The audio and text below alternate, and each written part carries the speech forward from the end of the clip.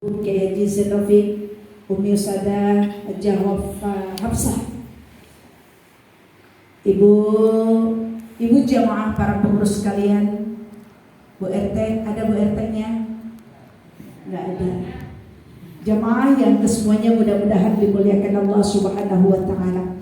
Puja puji syukur kita panjatkan kehadirat Allah Rabbul Jalil atas karunia-Nya pada siang hari ini kita sama-sama bisa kumpul dan bertemu dalam rangka ta'lim rutin kita setiap bulan. Mudah-mudahan dulu kita berkumpul, kita senantiasa berada dalam ridha Allah Subhanahu wa taala.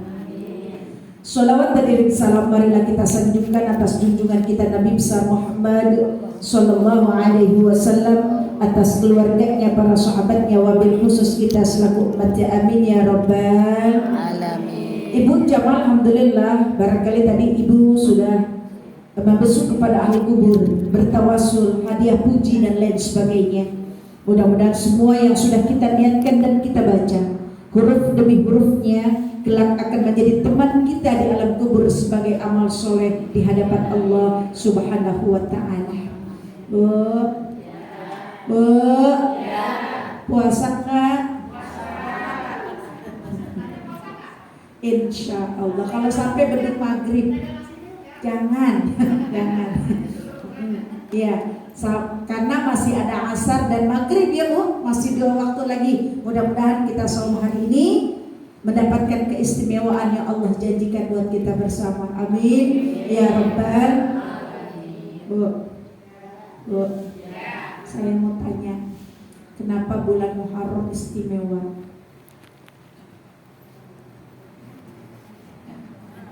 Yang bisa jawab boleh pulang duluan. Kan rajinnya rajin nih. Rajin gak? Rajin. Terus berangkatnya rajin. Menggugurkan kewajiban. Dapatnya harus. Sekarang saya tanya, apa istimewanya bulan Muharram?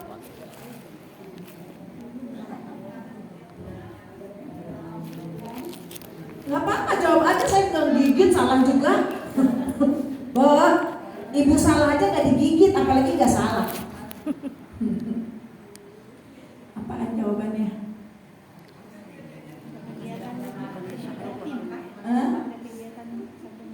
Ada kegiatan santunan yatim. Terus? Cepetan. Bulan yang dimuliakan Allah. Iya, apa? Kenapa alasannya bulan yang dimuliakan Allah? Itu yang saya tanya tadi. Ngaji ini belum diterusin kalau belum tahu jawabannya. Allah yang bilang dalam surat At-Taubah, 1 tahun ada 4 bulan yang istimewa. Mana 4 bulan yang istimewa? Ada bulan Dzulqa'dah. Kalau kata orang Depok bulan Dzulqa'dah. Bulan apit, bulan kejepit, nggak boleh hajatan, nggak ada kondangan. Dzulqa'dah. Yang kedua Dzulhijjah, baru saja kemarin kita lalui. Kenapa istimewa? Karena pelaksanaan ibadah haji. Sekarang bulan Muharram, bulan Syura. Begitu banyak Allah berikan keistimewaan dan kemenangan kepada para nabi dan rasul. Terakhir adalah bulan Rajab. Nanti setelah bulan Maulid, sebelum datangnya bulan Ramadan. Saya kasih hari ini sama ibu. Ibu udah ngamalin ayat kursi belum? Ada yang udah atuh kenceng, yang lain bilang semua. Oh, yang lain berarti iya. Yang jawabnya 1, yang lain diem, berarti yang diem itu yang belum. Banyak ada belum. Dalam kitab Kanjeng Nazar, Allah ciptakan kita semua, ibu saya, itu ada 360 ruas. Maka di bulan Muharram ini kita diperintahkan memperbanyak membaca ayat kursi. 1 kali bismillah, 1 kali ayat kursi. Bismillahirrahmanirrahim. Allahu la ilaha illa huwal hayyul qayyum, la ta'khudhuhu sinatun wa la nawm, sampai wala yaquduhu hibzuhuma wa huwal aliyyul azim. Sekarang sudah tambah 10, berarti tadi banyak yang diem belum baca. Kalau seharian doang ibu baca 360, bibirnya dobleh semua. Mak apa sih mak, kok nggak setengah mak apa? Gue lagi bacain kursi. Cicil. Zuhur 11, Asar 11, Maghrib 11, Isya 11, Subuh 11, Tahajud lebih banyak boleh. Ba'da salat duha ibu baca juga. Baca ya, ingetin ya. Ya. Atau amalannya. Kedua, hasbunallah wa ni'mal wakil, ni'mal maula wa ni'mal nasir. Udah dapat berapa tuh? Banyak. Sombong amat. Ya, yang belas sono jawabnya udah 1011 ini. Belas sono 1011 ini goceng berapa duit sih? Nah, kita disuruhnya sehari itu 101 paling dikit. Kalau ibu setiap sholat itu baca, itu cakep luar biasa. Hasbunallah wa ni'mal wakil, ni'mal maula wa ni'man nasir. Hasbunallah wa ni'mal wakil, ni'mal maula wa ni'man nasir. Allahul kafi wa rabbunal kafi, wajadnal kafi likulli kafi kafanal kafi, ni'mal kafi alhamdulillah. Minta cukup semuanya. Cukup buat anak sekolah masuk hari ini, cukup buat daftar ulang, cukup buat ngelanjutin, cukup buat pulang kampung. Yang baru pulang, cukup buat kita usaha, bener gak? Makanya rezeki mah mintanya cukup, jangan minta lebih. Kalau lebih mah nggak laku, kurang apalagi mintanya cukup buat beli mobil, amin. Cukup buat beli rumah, amin. Cukup buat beli motor, amin. Itu mah bukan cukup, lebih dari cukup. Ya makanya hidup mah kudu banyak syukur. Alhamdulillah. Kalau hidup yang diadakan dalam jiwa kita adalah rasa syukur, pantas kalau Sayyidina Abu Bakar bilang buat kita semua, hasibu anfusakum qabla an tuhassab. Hitung diri lu sendiri, nggak usah hitung orang lain. Kita nggak usah kepo dengan urusan orang lain. Betul. Ya. Orang mau gimana kayak terserah dia. Orang mau ngaji kayak mau enggak kayak terserah. Udah tahu kok hari Sabtu giliran hari Selasa giliran ngaji. Betul. Lu ngaji syukur enggak juga enggak apa-apa. Tugas kita mengajak. Udah diajak mau syukur enggak mau? Udah. Benar enggak? Betul. Ibu jangan berhenti ngajak-ngajak. Nah, itu dia. Iya, man dalla 'ala khairin falahu mithlu ajrin fa'ilihi. Ini tempatnya udah enak, tinggal duduk doang. Kalau saya malah pengen tidur, ini rasanya adem di tengah-tengah lapangan yang panas kita adem. Ya Bu? Nah, Ibu udah baca itu, diamalkan terus. Sekarang saya kasih nih, ada kemenangan yang diberikan Allah kepada para nabi. Pasti belum tahu. Belum tahu kan? Belum. Saya kasih tahu ya. Ya. Ada beberapa peristiwa yang Allah berikan kepada para nabi dan rasul. Tapi hari ini saya kasih 7 aja. 7 peristiwa besar yang terjadi di tanggal 10 Muharram. 1. Diterimanya taubat Nabi Allah Adam alaihi salam. Kok Nabi taubat diterima? Ibu kan ada pertanyaan gitu tuh. Emang Nabi punya salah? Bu, dulu Nabi Adam Allah ciptakan berada di dalam surga dengan fasilitas yang serba istimewa. Kesepian, Allah ambil tulang rusuknya, diciptakan Siti Hawa. Setelah Adam dan Siti Hawa ada dalam surga, diberikan apa saja yang ada di dalam surga boleh dinikmati, asal satu jangan dilanggar. Jangankan dimakan, disentuh aja jangan. Apa itu? Memakan buah khuldi. Tapi iblis menggoda Nabi Adam lewat Siti Hawa. Makanya perempuan tuh punya peranan penting, Bu. Jadi laki-laki itu bagaimana perempuannya, suami kita bagaimana kita. Kok gitu? Iya. Suami itu nurut sama kita, Bu. Kata Siti Hawa, makan dong itu, cobain, saya pengen makan itu. Dipetik itu buah, dimakan oleh Nabi Adam sampai di tenggorokan, maka bagi laki-laki ada jakun. Tahu jakun? Jendol di tenggorokan, di leher.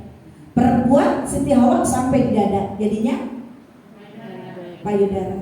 Masa bilang tetek, buah tetek katanya. Bukan buah tetek tapi payudara, kan gak enak kalau disebutnya buah tetek. Perempuan cantik gimana aja kalau nggak ada tetenya nggak cantik, Bu. Bener nggak?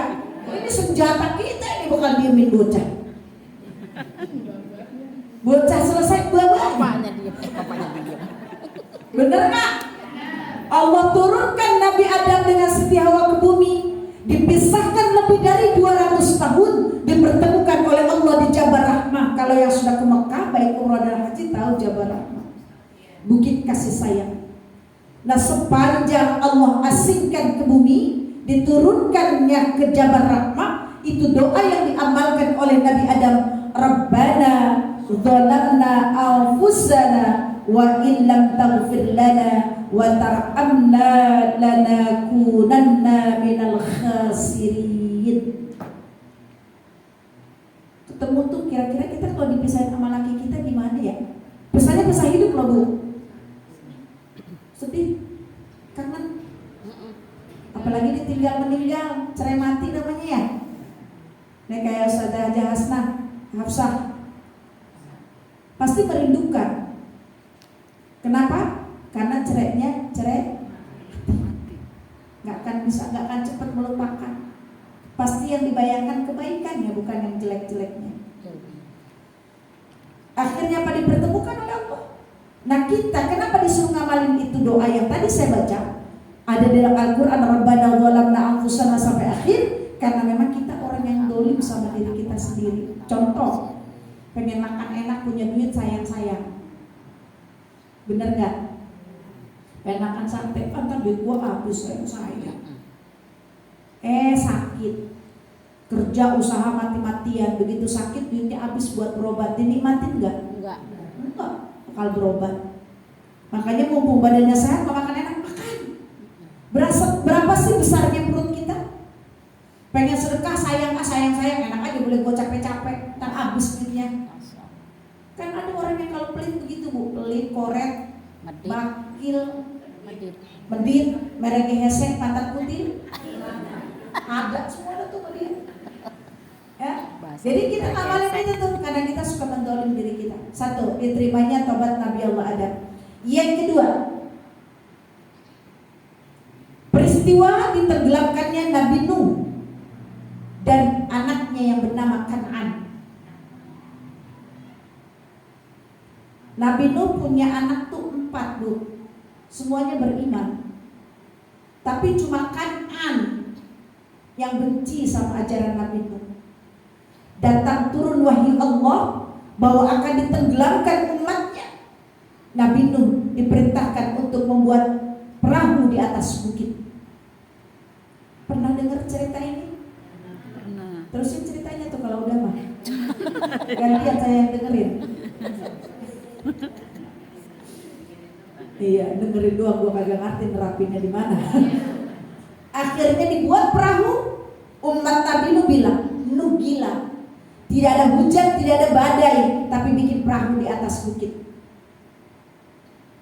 Udah rapi tuh perahu, Bu. Udah bagus.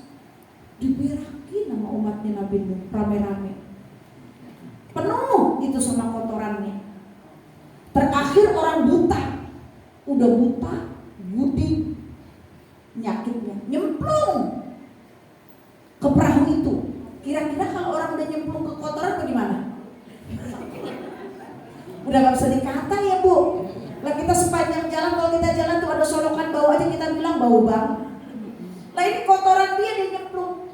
Nanjak tuh orang buta, naik lagi ke atas. Dia teriak, Bu. Begitu dia nanjak ke atas, matanya bisa melek. Gudiknya sembuh, korengnya sembuh.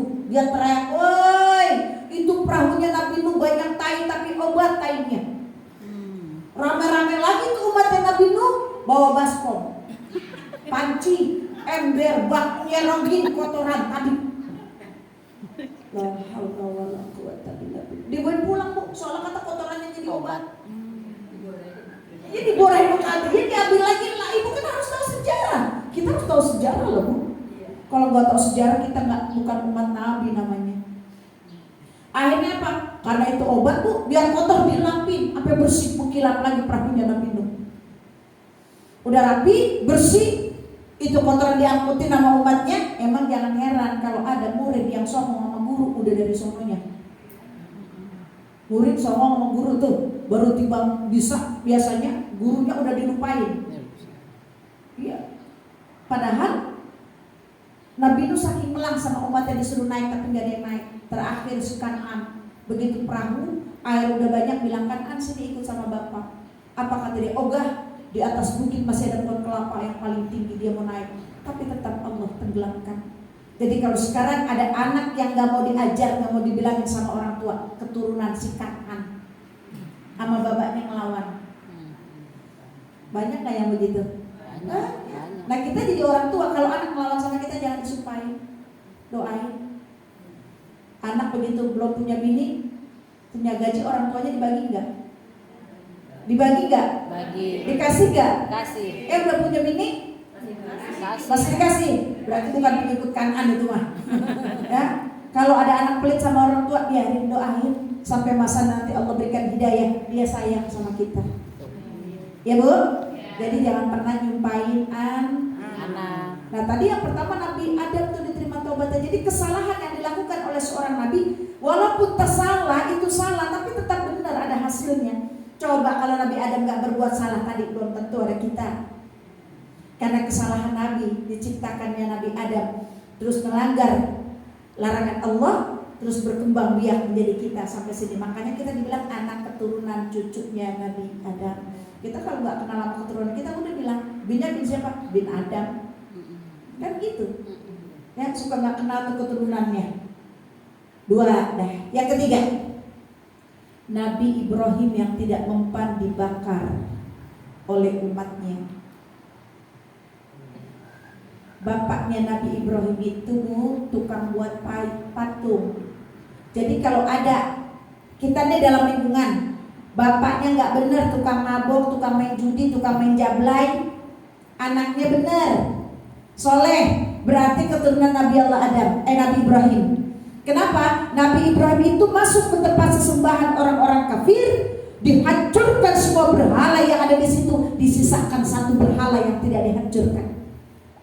Nah umatnya tanya, kenapa kok yang gede nggak hancur, cuma yang kecil-kecil? Nabi Ibrahim bilang, tanyakan sama Tuhan mau itu berhala. Bisa jawab gak berhala? Bisa ngomong gak? Enggak. Makanya masa yang model begitu jadi sembahan, padahal bapaknya Nabi Ibrahim sendiri adalah tukang bikin patung. Umatnya kesel, ditumpukin itu kayu, dibakar Nabi Ibrahim di atasnya. Ada doa yang dilafadzkan dalam Al-Quran, Kulna ya narukuni bardan wa salaman ala Ibrahim. Api itu padam. Kita ibu tukang masak, kalau lagi goreng keseduh, ibu baca doa itu, Kulna ya narukuni bardan wa salaman ala Siti misal, bukan Ibrahim lagi, karena yang keseduh bukan Nabi Ibrahim tapi ibu, nama ibu yang disebut. Kulna ya narukuni bardan wa salaman ala Hafsah misalnya. Misalnya sebut nama kitanya, bukan Ibrahim, tapi kita yang terbakar. Ini mah kalau keseduh, kalau kena minyak nyarinya odol. Kalau nggak odol kecap. Sekalian aja semur. Jadi kan udah tahu tuh, kalau kebakar, kalau keseduh baca doanya itu, Kulna ya narukuni bardan wa salaman ala Ibrahim. Yang keempat, Nabi Yunus yang dikeluarkan dari perut ikan Nun selama 40 hari 40 malam. Sebetulnya dulu disebutnya ikan Nun, sekarang dibilangnya ikan hiu, dan ikan itu masih ada di dasar laut. Kalau bukan kemahabesaran Allah, 40 hari tentunya udah mati dong Bu. Nabi Yunus itu sudah dikeluarkan 40 hari dalam perut, maka doa yang dibaca oleh Nabi Yunus, la ilaha illa anta subhanaka inni kuntu minadh dhalimin. Bisa kan doa itu? Bisa, tapi itu berasal dari mana kan belum tahu ya. Iya, betul. Sekarang berasal tuh Nabi Yunus. Jadi kita pun kalau ada orang yang dengki sama kita, yang jahat sama kita, yang hasud mulu sama kita, udah angkat tangan aja ibu sama Allah, minta la ilaha illa anta subhanaka inni kuntu minadh dhalimin. Ibu jangan bilang ini gue sakit hati, perih banget kok digituin sama dia. Pokoknya sampai kapan juga gue gak senang hati, gue sumpahin biar dia mampus. Gak usah disumpahin, Ntar mampu sendiri. iya nanti mampus sendiri. Ya kan bu, Kalau ngomong gak perlu disumpahin, ngapain capek-capek nyumpahin orang. Ya kan? udah waktunya. Gue sakit hati sampai kapan juga gue gak bakal lupa sama dia. Dia nyakitin gue. Pokoknya lu nih, besok lusa emak lu nih gak ada umur, lu jangan tanya dia, emak lu udah sakit hati. Biar kita doain biar mati orang kayak begitu, gak usah juga. Dan jangan wariskan kebencian kepada anak-anak kita. Bu, Ya. jadi kalau ada orang zolim dan sama kita kan hidup mah gak sama ya. Ada yang kalau kita punya nikmat yang kesel banyak sama kita, ada yang begitu. Nggak seneng ngeliat kita aman-aman aja hidup, ada. Nggak seneng kita berumah tangga rukun-rukun aja, ada. Bener? Itulah hidup namanya, tinggal kita menyikapinya. Biarin dibenciin, biarin digedegin, biarin gak suka juga. Yang gak suka satu, yang seneng banyak. Ya, ini segini banyaknya nih, pasti ada yang gak suka, ya biarin. Gak usah dipikirin, ya ngapain dipikirin. Pikiran kita juga banyak. Ya bu. Yang ke 5, Nabi Yusuf dibebaskan dari penjara. Nabi Yusuf ini nabi yang paling ganteng setelah Nabi Muhammad ya bu. Pasti nabi kita tidak kalah ganteng dengan Nabi Yusuf gitu. Nabi Yusuf ini anaknya Nabi Ayub. Nabi Ayub punya anak itu sampai 11. Nabi Yusuf ini paling ganteng. Punya saudara yang baik itu Benyamin namanya.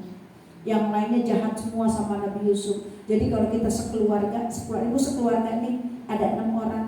Itu satu emak satu bapak, tapi kok jahat ya, udah dari suaminya. Iya emang ada. Jadi kalau tahu sejarah emang ada. Itu dengkinya sampai Nabi Yusuf itu dicuburin ke lubang sumur. Akhirnya tumbuh besar, dibesarkan oleh raja. Pinter sampai hidup. Ini kan ngomongnya tuh rada-rada pelok karena pernah dibakar, terbakar puntung rokoknya Fir'aun. Akhirnya apa? Setelah tumbuh besar, Nabi Yusuf ini, Namrud bukan Fir'aun, Raja Namrud. Setelah besar, di situ ada bangsawan perempuan bernama Siti Zulaikha. Dikumpulkan perempuan bangsawan, kalau bangsawan berarti perempuan-perempuan cantik bu, orang-orang pilihan, orang-orang kaya yaitu dikumpulkan dengan meja berbaris, satu meja, di mejanya itu ada buah dan pisau. Dia mancing, pengen dikagumi, nanti keluar nih Nabi Yusuf dari pintu. Keluarlah Nabi Yusuf, diperintahkan itu perempuan-perempuan bangsawan untuk memakan buah-buahan. Sambil ngupas tapi mata mereka bukan ngeliatin buahan, yang dituju adalah Nabi Yusuf alaihissalam. Pada akhirnya jari jemari mereka yang terpotong dengan pisaunya sendiri. Buntung tuh jarinya. Timbul fitnah. Siti Zulaikha itu ngadu sama raja bahwa dia dikejar-kejar oleh Nabi Yusuf, padahal yang ngejar-kejar Siti Zulaikha. Itu ada dalilnya, al-fitnah tuh asyaddu minal qatl. Fitnah itu lebih kejam dari pembunuhan. Sekarang yang saya tanya, ibu kalau orang dikejar belakang kita yang udah orang, yang robek itu yang depan apa yang belakang? Tapi Siti Zulaikha lengah saat itu, dia bikin robekan di depan, padahal dijambak dari belakang. Tapi Allah kuasa, ditunjukkan tuh bahwa robekan itu berada di belakang, berarti Siti Zulaikha yang bersalah. Walaupun dari akhir dari kisah ini Siti Zulaikha adalah istri dari Nabi Yusuf alaihissalam. Saat dinikahi, Siti Zulaikha bergelar janda, tapi janda yang masih gadis karena tidak disentuh oleh suaminya. Sama seperti Firaun, Siti Asia yang menjadi istri Firaun sepanjang kehidupannya tidak tersentuh oleh suami yang durjana. Lalu siapa yang disentuh? Makhluk yang diciptakan berupa dengan Siti Asia, juga berupa dengan Siti Zulaikha. Jadi tetap Siti Zulaikha mah orisinil. Tahu orisinil? Ya dia bengong semua ya orisinil. Masih perawan, ting-ting ya. Jadi Siti Zulaikha itu wanita cantik. Makanya kalau ada pengantin tuh, Allahumma alafta baina Yusuf wa Siti Zulaikha, berikanlah kebahagiaan, beribu-ribu kebahagiaan seperti bahagianya Nabi Yusuf dan Siti Zulaikha. Nah, kita bisa belajar. Ibu kalau ngeliat orang ganteng, bilang ganteng gak? Jangan bohong nih ngaji nih. Ibu kalau ngeliat orang ganteng, bilang ganteng gak? Kata Haji Hafsah, orang ganteng bilang ganteng gak? Bilang. Bu Sugianti, bilang. Terus habis bilang dilihatin terus? Enggak lah. Enggak. Kudu jujur mula saya bolak-balik ke tanah suci. Jangankan ke tanah suci, di sini aja di Indonesia, kalau saya lagi di jalan di motor atau di mobil lihat orang ganteng, saya bilang ganteng. Insyaallah ganteng banget tuh orang. Tapi udah sekali doang, kalau saya ngeliatin dia, saya kecipluk orang mati. Kenapa? Karena balik lagi ada rate-nya. Nggak ada yang lebih ganteng kecuali yang di rumah. Gitu. Karena yang halal itu cuma yang di rumah. Ibu ntar pulang tanya dah bapaknya. Kalau ngeliat orang cantik bilang cantik, nggak tanya. Kalau bapaknya bilang bohongin ibu, Pak itu lu namanya cantik nggak? Dia bilang jelek. Berarti matanya bapaknya ibu, suami bermasalah, bawa ke dokter ya. Dia katarak. Masa orang cantik gak bilang cantik, munafik banget. Ya Bu? Kemarin saya saja habis dari Garut, Pamijahan, terus ke Hanuman, Gunung Haruman, saya ke sana. Ya pada ngomong bapak-bapak, orang cantiknya memang cantik katanya. Sampai Kuncen itu, padahal saya ke Gunung Haruman itu baru kemarin. Tapi kata Kuncennya bilang, Ibu Nyai ya katanya. Ibu Nyai ini beberapa bulan yang lalu pernah kesini. Saya diem Bu. Kenapa saya belum pernah? Kok Bapak bisa bilang begitu? Saya bilang, lainlah katanya. Ibu tidak bisa dibohongi. Saya diem udah gak ngomong apa-apa. Sampailah saya di makam Syekh Ja'far Shadiq. Itu hati saya sedang tawasul, duduk saya silam. Hati saya seperti ditaruh dengan batu es.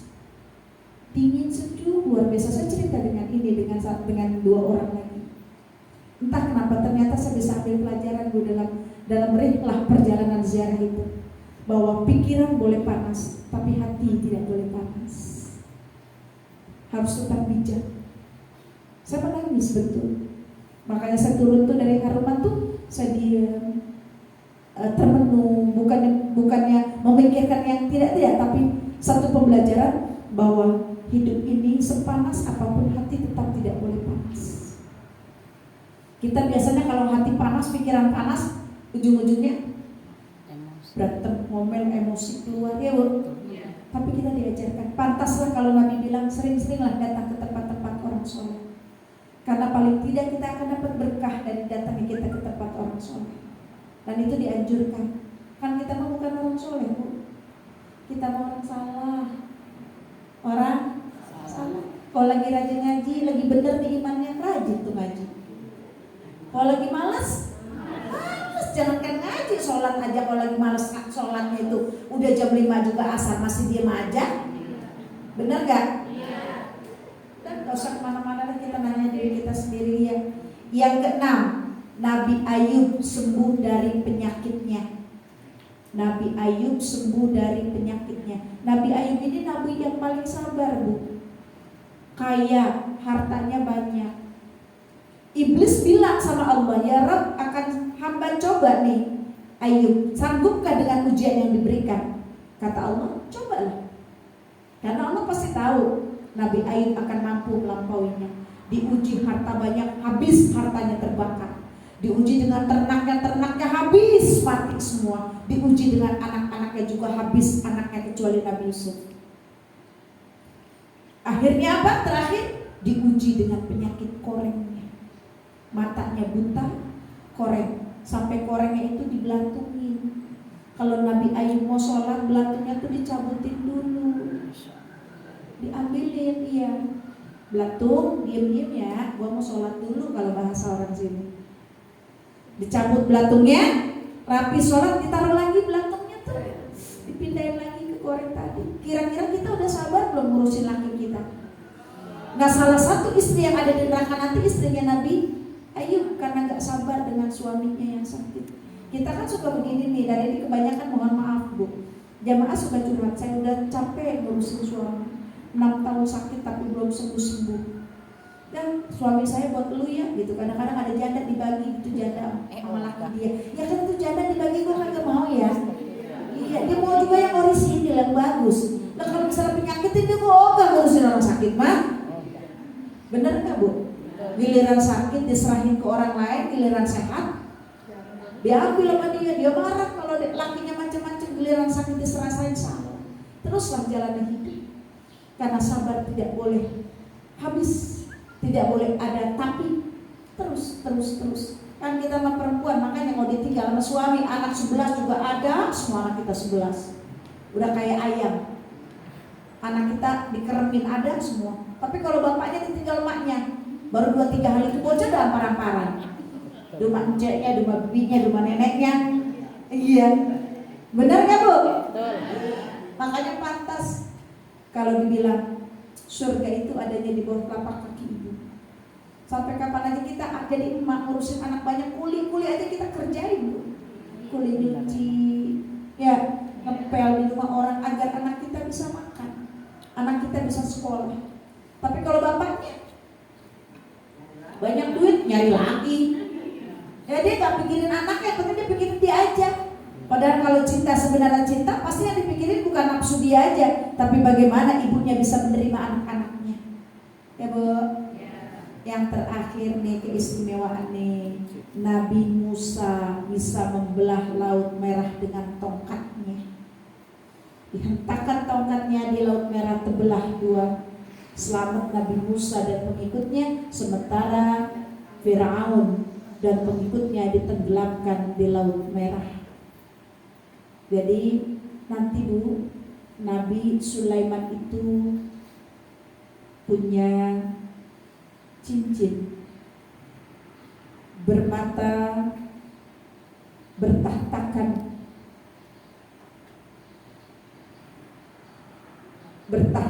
berlian, yang itu bisa menolong kita umatnya. Nanti di hari kiamat itu, nanti kedahsyatan kiamat itu akan kita buka nantilah kalau kita ketemu di selanjutnya.